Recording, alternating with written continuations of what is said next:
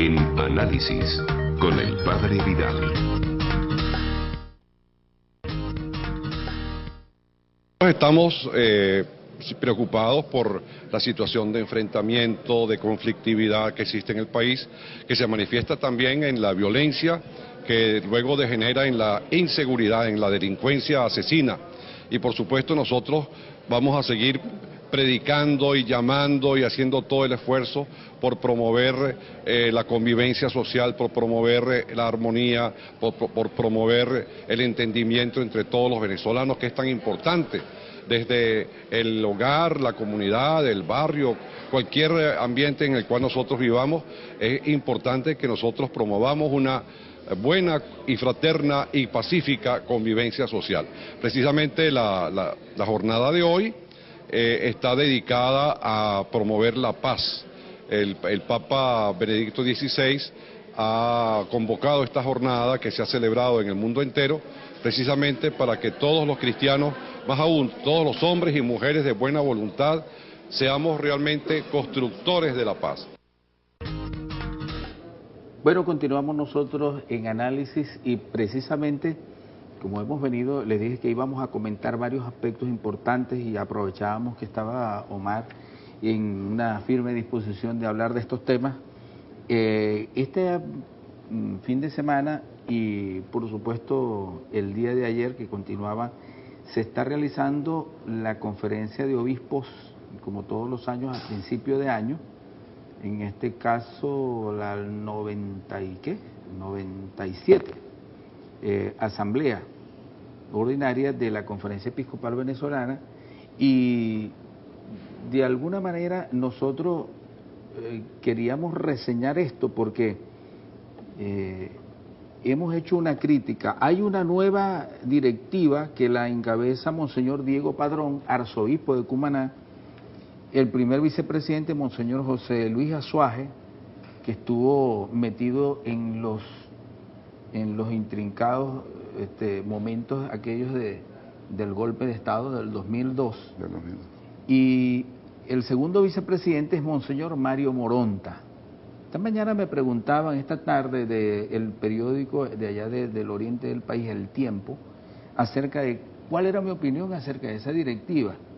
Y bueno, yo particularmente les dije que si la iglesia fuera democrática, yo hubiese elegido a Mario Moronta, porque es un hombre que tiene un discurso bastante dialogante, un discurso que no ha sido el de la confrontación que han utilizado tanto Diego Padrón como José Luis Azuaje, y que de alguna manera representaba en estos momentos grandes posibilidades, ¿no? No sé qué te parece a ti, tanto la elección, fíjate que queda Mario Moronta con el carácter que tiene y el talante de segundo vicepresidente, y por supuesto sin desmedro de los méritos que tienen todos los obispos de Venezuela para ocupar en esta organización que es muy pequeña, pero que de alguna manera pues nos representa a nosotros como Iglesia Católica.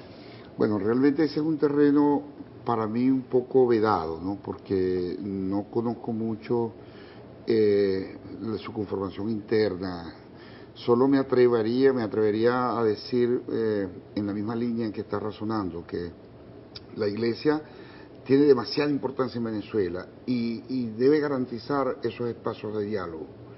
Yo creo que con la Iglesia está pasando algo que ocurre también con las universidades, que el espíritu de confrontación de las autoridades universitarias, ¿verdad?, le niegan a la universidad frente al país un espacio para convocar a la solución de los problemas del país.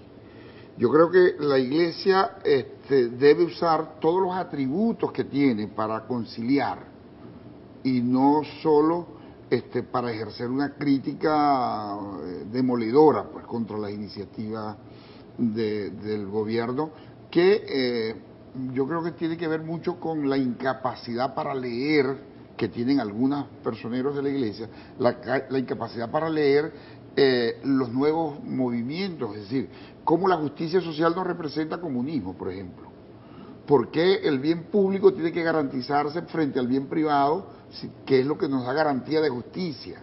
¿Por qué todos tenemos derechos y esos derechos humanos hay que garantizarlo a través de la gestión. ¿O es que hacerse la vista sorda, la vista ciega, los sordos de acción, para no entender que los pobres necesitan mucho más que aquellos que han usufructuado la riqueza del país? ¿Cómo no entender que la riqueza del país, por la vía de la renta petrolera y de PDVSA, tenga que llegar a los pobres? Es decir, ¿por qué no podemos ser más eficientes? De repente es una contribución que la Iglesia podría dar, pues. ¿Cómo mejorar las políticas públicas? Y en vez de cuestionar como lo han hecho, de una manera hasta en el púlpito, padre, yo he escuchado a sacerdotes hacer campaña partidista y política descaradamente, es decir, abusando de la fe que los venezolanos profesan a través de su religión mayoritaria, pues, se encargan de desmilitar acciones de carácter público que tienen que ver con el gobierno. El día del deporte, ¿cuándo fue? El 6 de enero. De enero, Día de Reyes y Día del Deporte. Tuvimos una misa en Las Mercedes, que si la gente, los espías van y graban, seguramente dicen, el cura Vidal también estaba metido en eso. Bueno, era una misa con el poder popular y estaba Arias Cárdenas, estaba evidentemente que había una gran carga política había allí. Y luego el presidente, en la noche que se cerró, yo fui también tuve ese día muy activo, y estuvo en la Coromoto, y fue criticado fuertemente. Porque el presidente coromotana, sí, la doctrina coromotana. Sí. Y entonces porque estaban allí sacerdotes, y yo le digo, ojalá nosotros podamos hacer esas cosas con libertad. Lamentablemente, y yo particularmente he renunciado a ese tipo de cosas porque creo que no es el espacio propio para la política, un púlpito, no lo es.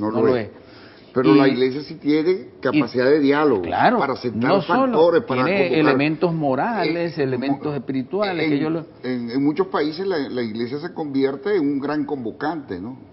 En plena guerra que tiene Colombia, todos esperan en algún momento el pronunciamiento de la Iglesia. Alguno le desearía que fuera una realidad zapatero a su zapato y el cura a la sacristía, para que los curas no hablaran, ¿ve?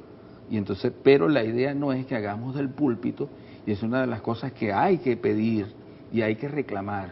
Pero ¿cómo reclaman? No abandonando las iglesias, al contrario, yendo, posicionándose de las iglesias, no expropiándolas. Van a decir que, porque allá el cura del 5 de julio dijo que yo le iba a expropiar, imagínense. No es eso, sino apropiándose del espacio espiritual, porque eso es lo que tenemos que llegar. Pues, y hacerlo con el sentido humanista. Ahora, que requiere el discurso, la profesión de la fe. El discurso de la inseguridad, fíjate cómo surge, ¿no?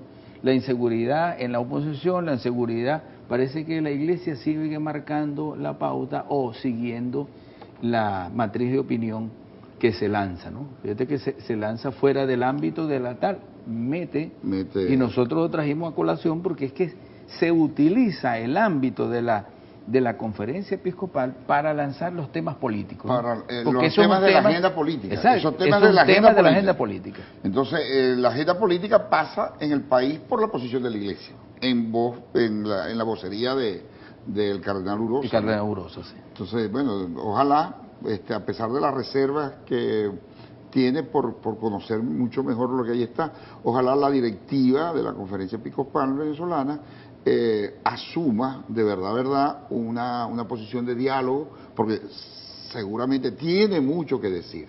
Yo soy testigo de excepción, por ejemplo, cuando el ministro Navarro me confesó que los mejores aportes que llegaron a la ley de educación lo hizo el colectivo de Fe y Alegría.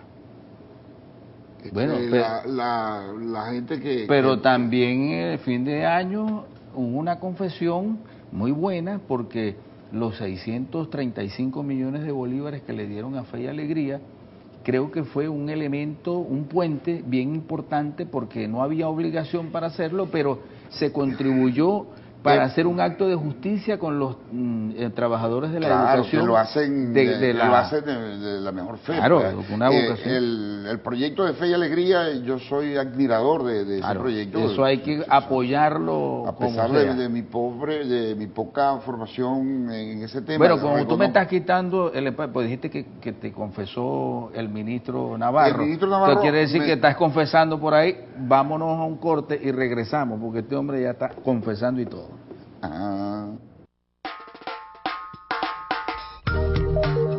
En Análisis, con el Padre Vidal.